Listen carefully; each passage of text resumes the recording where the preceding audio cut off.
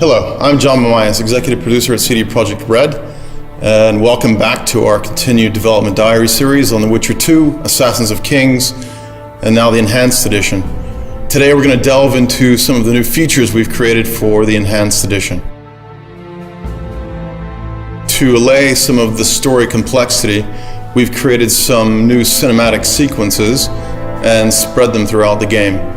Our partner, Plattige Image, will first talk about the new intro that we've created, and after that, our cinematics and art producer will talk about more of the cinematic sequences in the game. Just after finishing The Witcher 1, CD Projekt came to us with the idea of the intro for The Witcher 2, and it was quite a long time ago. It was like 3 years ago, and Witcher 2 wasn't even there. It was just an idea. The intro fills in an important piece of the backstory. Those who've played The Witcher 2 might remember that King Demavend's death at the hand of an assassin is something of a known fact at or near the beginning of the game. The intro shows exactly how that happened, and it shows it in spectacular fashion. From the very, very early stages, we knew what will happen in the intro. We also quite early knew where it will happen, because the idea of the action happening on the boat was very early in the process, and it came directly from CD Projekt.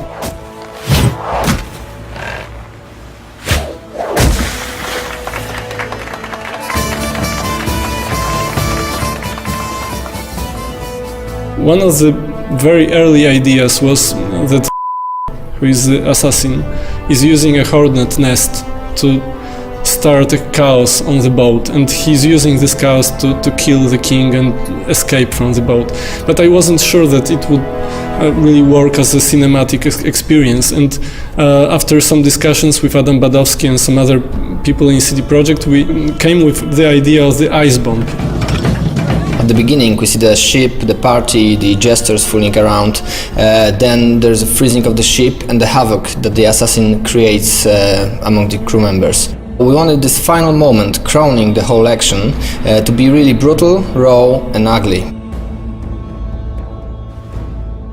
I've realized that it will be so much more interesting and there will be so much more tension if we actually make the assassination during the collapsing of the ship. And this idea was very late in the process. It was after all the stages of acceptation, and it already changed everything, but we loved it so much in Plattige, and the people in CD Projekt also loved the idea that we decided like a week before the start of the production to change this detail, which actually changed everything.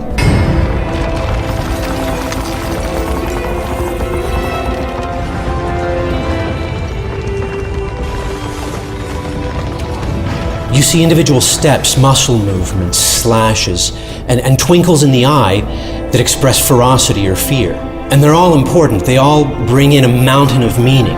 They suck you in and draw you to the edge of your seat, and bam, 3.5 minutes and you know you're gonna have one badass motherfucker to contend with.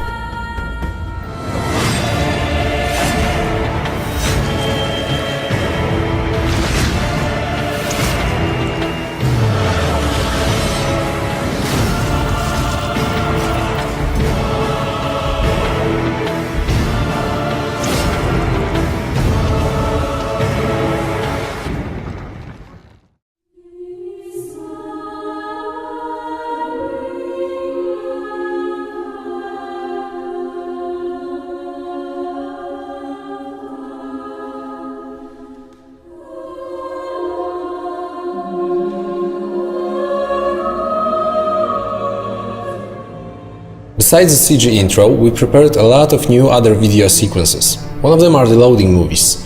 They were constructed to summarize what happened in the previous act and create a smooth transition to the next one. Grabbing Geralt, I embarked on a voyage upriver, deeper into the Pontar Valley. We also added 11 new cutscenes, all placed in the various places of the game. I can tell that 3 of them are showing what's going on in Loch Muin when Geralt is busy with the dragon. And the rest of them are connected with the new content of the game. Another type of video sequences that we prepared for the Enhanced Edition are the final boards. These are the short movies that are combined at the end of the game into one big movie that summarizes what happened in the game. Depending on the player choices, you can end up with 12 versions of those movies. Especially for this part of the game, we composed new music and recorded it with a live choir. The Witcher had traveled far and wide in search of the Kingslayers. Along the way, he had met both the righteous and scoundrels, Bernard Laredo amongst the latter. Additionally, we've prepared a completely new outro for the game. It was fully rendered on our own technology, Red Engine. And right from the start we decided it was going to take place in a whole new location, so yeah, we created a whole new location for it, which includes like new trees, new bushes, everything, just to have it geologically different. We also wanted to create this perfect view, and I think we achieved it is with this bridge that goes across a river. There's a forest on each side of the river. There's a mountain far off in the distance. It looks absolutely stunning, and I hope you guys will like it. So we've only just scratched the surface of the new content we're adding to Witcher 2 Assassins of Kings Enhanced Edition. Stay tuned for the next Dev Dive, where we talk about the new gameplay mechanics, as well as the new quests and the new characters.